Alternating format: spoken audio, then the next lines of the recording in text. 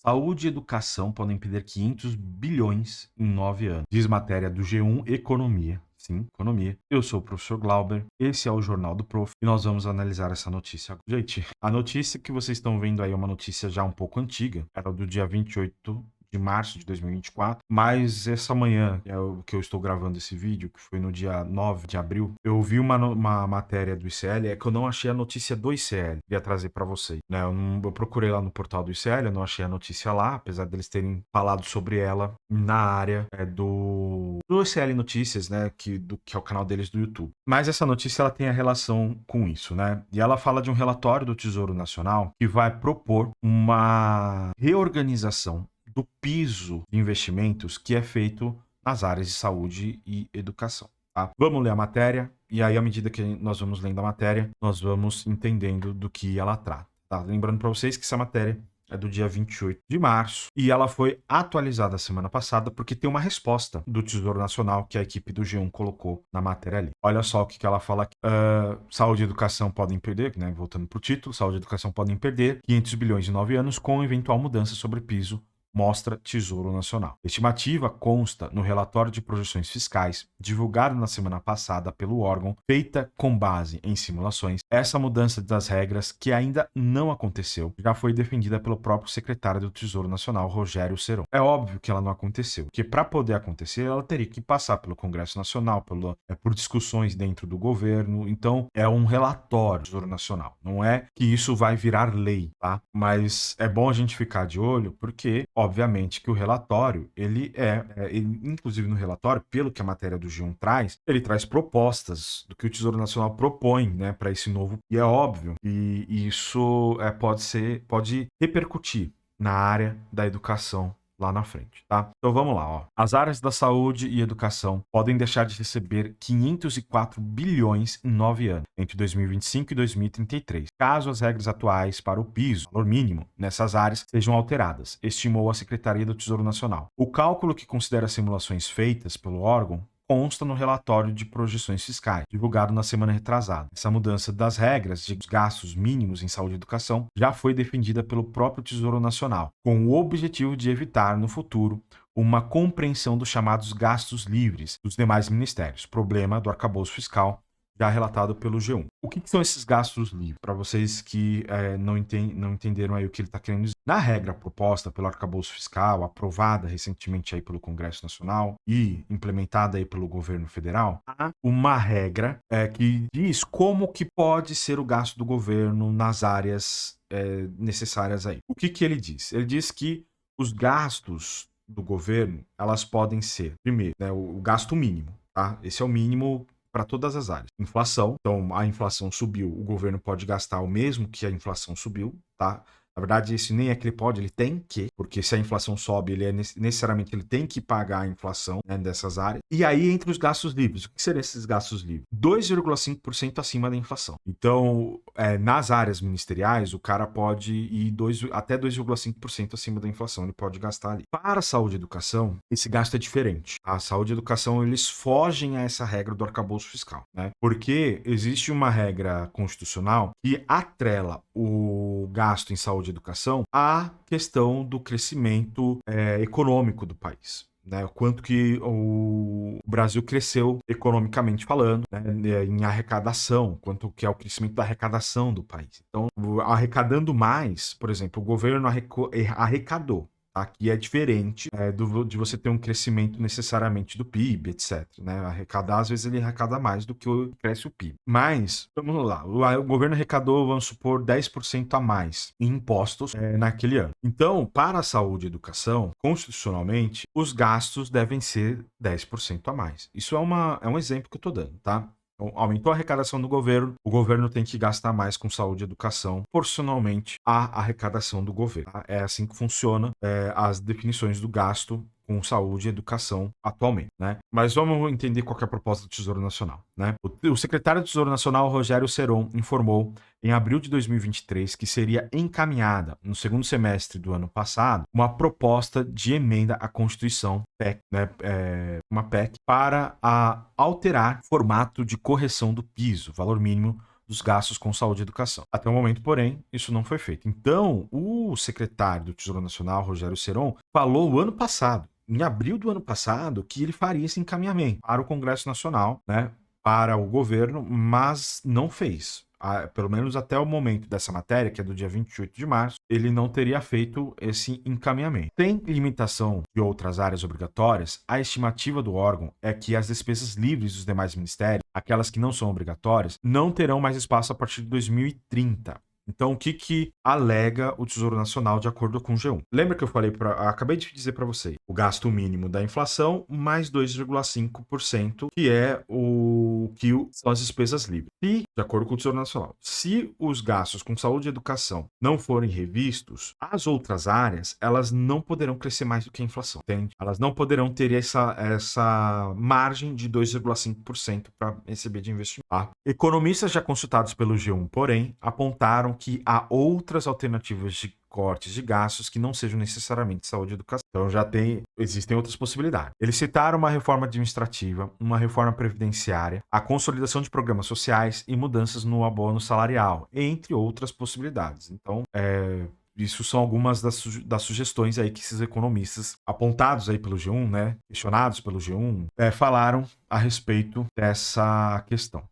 O governo tem dito que vai propor revisão de gastos públicos, mas até o momento não indicou outras propostas que não fossem a limitação de despesas em saúde e educação. Então, até o dia 28 de março, pelo menos, não havia outra proposta além do corte do piso da saúde e educação. Continuando aqui, entenda os pisos da saúde e educação. Desde o início de 2024 foram retomadas as regras anteriores ao teto de gasto, mecanismo aprovado em 2017 que vigorou até o ano passado. Para o piso, despesas mínimas de saúde e educação, e voltou a ser vinculado à arrecadação federal. Então é o que eu falei já para vocês, né? O teto de gastos ele foi colocado lá atrás pelo governo Temer. E aí agora, esse ano, ele caiu e foi substituído pelo arcabouço fiscal, proposto pelo governo atual. Com isso, os gastos em saúde voltaram a ser de, ao menos, 15% da receita corrente líquida e os da educação de 18% da receita líquida de impostos. Então é o que eu falei para vocês. Arrecadação de impostos, tá? Eu tô falando que os gastos em saúde e educação, eles estão vinculados não ao crescimento econômico do país, necessariamente, mas sim ao quanto se arrecada de imposto no país. Sendo que está garantido pela Constituição que 15% da receita de arrecadação de impostos devem ser destinadas à saúde e 18% da receita devem ser destinados à educação. Essa é a regra atual, tá? Se arrecadou mais, então, proporcionalmente, educação e saúde receberiam mais. Tá? Essa é a regra atual que está sendo colocada aí para saúde e educação. Entre 2017 e 2023, com o teto de gastos, os pisos foram corrigidos apenas pela inflação do ano anterior, que gerou perda de mais de 50 bilhões para essas áreas. Então, por causa da gestão Temer, a educação e a saúde, né, juntas, perderam 50 bilhões de investimentos de 2017 para 2020, tá? Ou seja, nós já temos um prejuízo dentro das áreas da saúde e da educação. Com o retorno dos pisos mínimos em 2024, que vigoraram antes do teto, gastos, a saúde foi contemplada com 60 bilhões a mais e a educação com outros 33 bilhões. Então, acabou o teto, né, de gastos, caiu por terra, o arcabouço fiscal veio, e as regras voltaram a ser o que eram antes do teto de gastos, antes do governo Temer. E só com isso, em um ano, a saúde recebeu 60 bilhões a mais do que no ano passado e a educação 33 bilhões a mais do que no ano. Então, você vê, só de derrubar o teto, saúde e educação já receberam muito mais do que elas teriam recebido, e mesmo assim ainda estão defasados, tá? Porque o gasto com saúde e educação, ele é muito alto no Brasil. Ele é de fato muito alto. São talvez as duas pastas com maior gasto dentro da estrutura do governo, tá? Só que como você vai dizer para mim que esses gastos, que eu não gosto de chamar de gasto, né? Na verdade, saúde e educação são investimento. Como que você vai dizer para mim que investimento em saúde e educação não é necessário? Como que é possível defender, não negligenciando as outras áreas? Investimento em infraestrutura é importante, em várias, enfim, todas as áreas são importantes, mas saúde e educação são de fato o ponto principal qualquer governo. Tem que ser o gasto principal de qualquer governo. Porque só com o desenvolvimento da educação e da saúde também, porque as pessoas elas não entendem, mas saúde e educação elas são muito interligadas. Você tem um verdadeiro crescimento da população. Não, eu ia falar populacional, né? Tem um verdadeiro crescimento da população.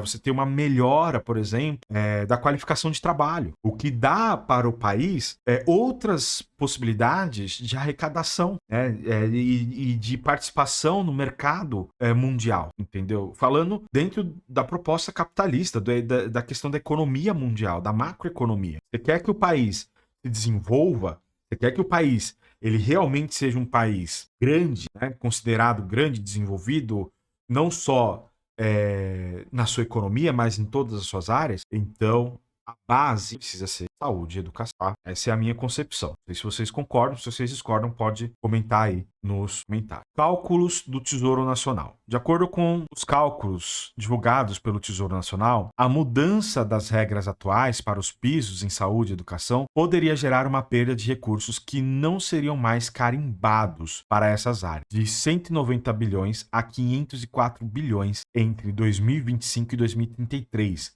Dependendo do novo formato que for adotado. Então, de acordo com o Tesouro Nacional, a perda, né, as propostas que o Tesouro Nacional faz, que podem ser uma perda de 190 milhões ou de 504 bilhões, de acordo com as propostas do Tesouro Nacional. Gente, você pode falar, 190 bilhões, tranquilo. Não é tranquilo. 190 bilhões de reais é muita grana, muita grana. É em 9 anos. Mas ainda assim, cara, 1 bilhão de reais já vale muito para a educação, né? Que tá tão defasado, já vale muito para a saúde, tá tão defasado. O órgão fez essas estimativas com base em 3 possibilidades. Então, as 3 propostas aí do Tesouro Nacional para poder resolver essa questão do PIB. Que os pisos da saúde e educação passem a ser corrigidos, primeiro, pelo limite de despesas do arcabouço fiscal, de até 2,5% ao ano, acima da inflação, ou seja, entraria dentro do mesmo tipo de gasto das outras áreas, né? Só 2,5% acima da inflação, uma possibilidade.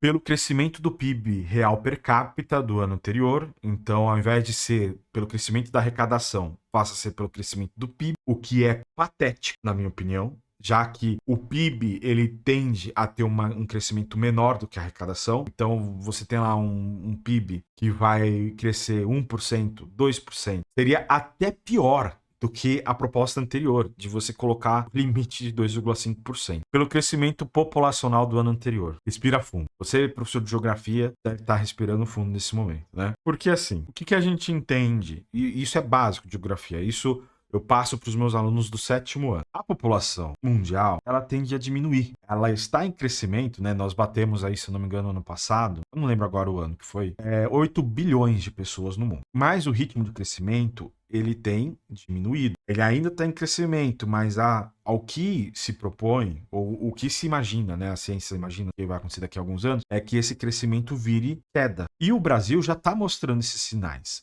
Não que o Brasil tenha parado de crescer. Mas o ritmo de crescimento do Brasil, por exemplo, está sendo cada vez menor. Então, olha essa alternativa apontada pelo Tesouro Nacional. A gente precisa fazer investimento na saúde e educação, então vamos fazer um investimento cada vez menor até chegar. E depois, quando chegar a cair? Vai fazer o quê? Vai tirar dinheiro da educação e da saúde? E já está maravilhosa a educação e saúde, né? Tesouro Nacional. Agora você está falando para tirar. Enfim, respira fundo, né? Aqui nós temos aí, veja abaixo, o espaço adicional que seria aberto para gastos livres dos ministérios ano a ano, com consequente perda dos recursos que seriam necessariamente destinados à saúde e educação, de acordo com estimativas do Tesouro Nacional. Então, esse gráfico aqui, ele vai mostrar quanto que o governo teria de verba livre, né, para poder fazer as alocações, caso essas regras, né, fossem adotadas aí. Então, o primeiro, o limite de despesa, né, que seria aí para o 2,5%, teria uma queda e ainda assim teria menos 5 em bilhões, esse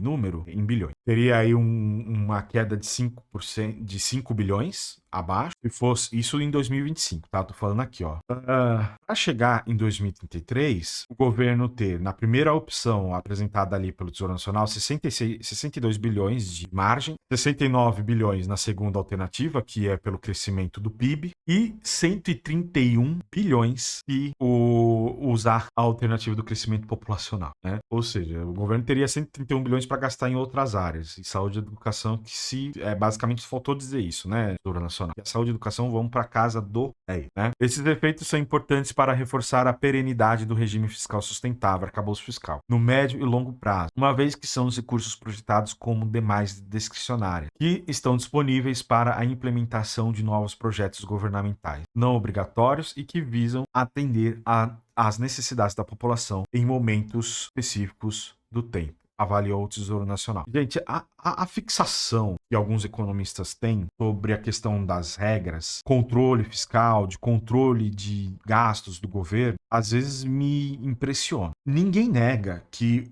o governo precisa, de fato, cuidar dos seus gastos, tá? Mas a gente não pode esquecer que o governo ele não é uma empresa. O governo ele não está aí para gerar lucro para acionista, tá? Às vezes as pessoas esquecem essa função básica do governo. O governo ele está aí para atender às necessidades da população. E de novo, que o governo tem que controlar seus gastos, que ele tem que administrar bem as suas economias. Isso é inegável, ninguém está discutindo isso, mas não se esqueçam que a função do governo é atender às demandas da população, tá? E no caso, como eu já defendi, as maiores demandas que a população, as maiores demandas que precisam ser atendidas pelo governo são saúde e educação, tá? Então, não tem essa de querer limitar gasto. Na verdade, de novo, eu nem gosto de chamar isso de gasto. Isso tem que ser chamado de investimento. Saúde e educação são investimento do país, tá? Especialista comenta. De acordo com Hélida Graziani, professora da FGV e procuradora do Ministério Público de Contas do Estado de São Paulo, não seria adequado reduzir os pisos da saúde e educação, porque eles atendem aos serviços públicos mais essenciais para a população, onde há grande demanda reprimida pela expansão da ação governamental. A especialista citou o exemplo. Na educação, déficit em vagas em creches e a baixa oferta de vagas em horário integral na educação básica, a falta de cumprimento do piso do magistério pela maioria dos estados e municípios e o inadimplemento de 90% das metas e estratégias do Plano Nacional de Educação. Então, a educação está um caos, meu amigo. Está tudo fora daquilo que se propõe. Déficit em vaga, nós temos poucas escolas em horário integral. Eu não sou o maior defensor da escola integral, tá? Mas é a proposta que os governantes gostam de falar, porque isso soa como música no ouvido, principalmente dos pais.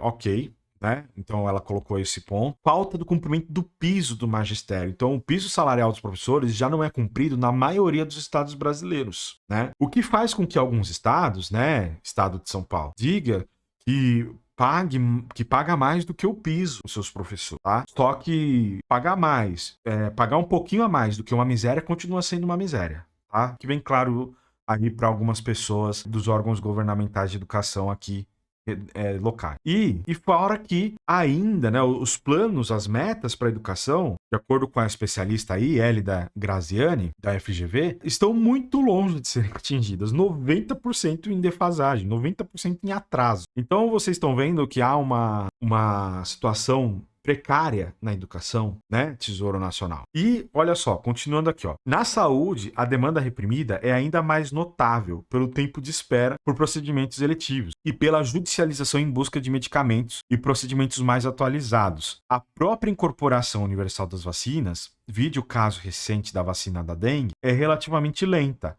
haja vista a restrição de recursos para o seu custeio. Então, assim como a educação, a saúde também está em defasagem, né? E a especialista aí do G1, que o G1 trouxe, realmente, ela apontou um caso, né? A vacina pela dengue, o governo falou, nossa, nós temos a vacina contra a dengue agora, beleza, ótimo, maravilha. Mas quantas pessoas estão conseguindo a vacina? Quantas pessoas precisam vacinar ainda? Precisa alocar mais recursos para poder fazer essa vacina chegar em todo mundo. Continuando. Não há como reduzir tais políticas públicas sem comprometer ainda mais o acesso da população ao SUS e à educação básica. Uma afronta a direitos que, por serem tão recorrentemente negados e ou adiados têm sido cada vez mais judicializados, declarou Hélida Graziani, professora da FGV, procuradora do Ministério Público de Contas do Estado de São Paulo. Eu concordo plenamente com ela, né? É uma afronta a direitos básicos da população, os direitos mais básicos, que são saúde e educação. Tá? Né? A alternativa a uma eventual revisão reducionista de gastos em saúde e educação, segundo ela, seria sua qualificação para que fossem efetivamente cumpridos os planos setoriais. Então, ao invés de reduzir gastos, vamos qualificar mais. É isso que eu entendi dessa proposta aí da especialista. Em vez de ficar reduzindo gasto, qualifica mais os profissionais, valoriza mais os profissionais da saúde e educação, qualifica mais a qualidade do atendimento, dê mais qualidade de atendimento. É isso que é necessário. Você precisa dar mais qualidade de atendimento e não reduzir gasto. Se os pisos em saúde e educação fossem materialmente aderentes aos planos sanitário e educacional, visando ao cumprimento tempestivo e pleno das suas metas, o foco não seria a redução imediata dos gastos, mas a sua qualidade, mitigando a alocação balcanizada das emendas parlamentares, desatentas a tais planos setoriais e os desvios que ocorrem durante a execução orçamentária. Concluiu. Ela usou palavras mais difíceis para dizer o seguinte: olha, há uma alternativa aí de você melhorar os gastos em educação, acabando, né, de certa maneira, com a burocracia, né? Inclusive burocracia que envolve aí questões parlamentares, né? E planos setoriais de desvios que ocorrem durante a execução orçamentária, ou seja, possíveis desvios de verba que podem acontecer com relação à saúde e educação. Tá? O que diz o Tesouro Nacional? Eu vou já dizer para vocês que estão lendo comigo a matéria, respira fundo, porque tá difícil defender o Tesouro Nacional nessa. O G1 entrou em contato com o Tesouro Nacional e perguntou se a equipe econômica irá encaminhar de fato a proposta ao Congresso para mudar as atuais formas de piso em saúde e educação e se há possibilidade de utilização das simulações do estudo divulgado na semana retrasada. O órgão respondeu que os questionamentos fogem à discussão técnica ilustrada no RPF, relatório, já que tratam de decisões políticas que envolvem questões de conveniência e oportunidades sobre alteração de regras vigentes. Ou seja, o órgão diz o seguinte: não, deixa, é quase um deixa disso, não, pera, não é bem assim que a gente está falando, a gente não sabe se vai propor isso, se vai levar isso para o Congresso ou não, apesar do secretário do Tesouro Nacional ter dito que ia levar no ano passado, em abril, de acordo com a matéria do G1. Tá? Confirmou, entretanto, que os exercícios ilustrados no relatório mostram critérios alternativos de vinculação dos mínimos com saúde e educação, que dariam maior disponibilidade de recursos para usos em despesas discricionárias, livres dos ministérios, os quais pressupõem maior liberdade de alocação pelo Estado. Ou seja, na explicação do G1, a matéria, na resposta do Tesouro para essa matéria do G1, foi o seguinte: mas a gente colocou quais seriam a disponibilidade, né, de recursos que o governo teria até 2033 se a gente não gastasse tanto com saúde e educação. Basicamente isso. Tá? Esses recursos adicionais poderiam ser alocados em saúde e educação também, de acordo com a prioridade social de cada momento. Assim, não se pode afirmar que saúde e educação deixariam de receber esses mesmos 500 bilhões nos novos anos de estimativa, acrescentou o Tesouro Nacional. Ou seja, está dizendo o seguinte: olha, a gente fez um relatório aqui falando que não deveria gastar tanto com saúde e educação. Mas se o governo quiser, ele muda a regra e gasta em saúde e educação do mesmo jeito. Essa regra é constitucional por um motivo, que é justamente para os governos não acharem que eles podem fazer o que eles quiserem com essa regra. Para garantir que os governos façam o mínimo aceitável de investimento. E isso porque, mesmo nessa regra, ainda não é o mínimo aceitável diante das necessidades da saúde e da educação. Então, se o governo ele tem essa liberdade de gasto, quem disse que ele vai gastar em saúde e educação? Eu faço o oposto da afirmação do Tesouro Nacional nessa resposta. Quem disse que o governo não pode gastar em saúde e educação é o que o Tesouro Nacional diz. Quem disse que o governo vai gastar em saúde e educação? Muito provavelmente não. Muito provavelmente não, né? Dessa forma, o que o Tesouro explicou é que, mesmo que esses recursos deixem de ser destinados necessariamente à saúde e educação, com a eventual mudança de regras defendida pela equipe econômica do governo Lula, decisões políticas do governo e do Congresso Nacional poderiam posteriormente direcionar novamente os valores para essas áreas, de acordo com a prioridade social de cada momento. A matéria, ela se se encerra aqui? A matéria se encerra aqui, né? Eles falam que continua depois da propaganda, mas não continua coisa nenhuma, né? Continua aqui para os comentários.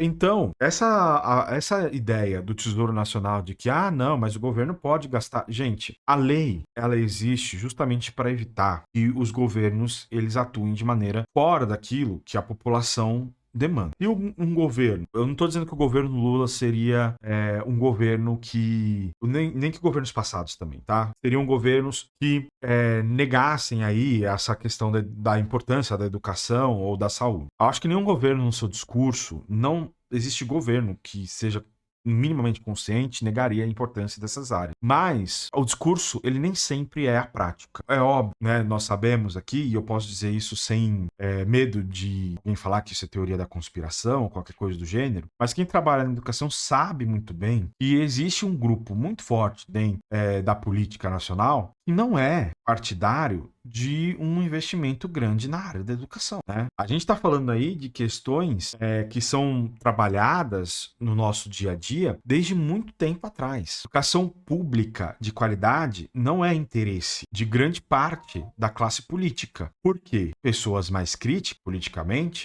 seria algo péssimo para uma boa parte da classe política que nós temos aqui no Brasil hoje. Eu vou fazer aqui uma menção ao sociólogo Darcy Ribeiro, que dizia: a precarização da educação brasileira não é uma casualidade, projeto de uma determinada classe social, né? Então, o que me garante que, óbvio, de novo, nenhum governo em sã consciência vai falar para vocês que ele está diretamente prejudicando a educação. Ele não faz isso com palavras. Na palavra, todo governo é bom. A palavra. Na prática, já é que nós observamos o que faz um governo. E essa matéria é algo pra gente, pra nós, que somos da educação, ficarmos bastante atentos, tá? Porque pode ser que as verbas da educação e da saúde, somos da educação e da saúde, né, diminua nos próximos meses aí, tá? Caso o Tesouro Nacional decida colocar isso como uma proposta para o governo, como uma proposta para o Congresso Nacional, tá bom? É isso, ficamos por aqui. Espero que vocês tenham entendido essa matéria. Grande abraço a todos e até a próxima.